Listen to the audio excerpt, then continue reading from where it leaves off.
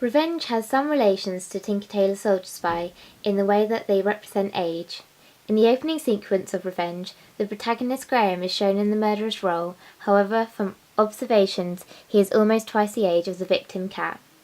This same large age group is highlighted in Tinker Tailor Soldier Spy, when George Smiley is forced from semi-retirement to become a spy, smelling out a Soviet enemy spy in the midst of MI6. Though the characters are dissimilar within the roles of their films, they both represent various roles of the elderly generation and how they are accepted socially in society.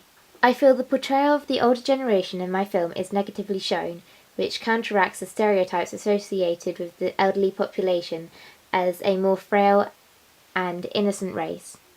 The murderous role is often portrayed much younger to reflect their intuitive thinking. However, I wanted to blur the lines of social groups to show they cannot be confined under a particular stigma. The use of an older actor allows him to be portrayed as a more father-like figure towards the female, although due to the fact that the female is already acquainted with him, it is immediately obvious that he is not someone she considers as a comfort. The female character is represented as a self-assured woman through the scenes of her talking on the phone. However, her naivety is clear when she greets the male protagonist in the forest, allowing him to converse in conversation with her.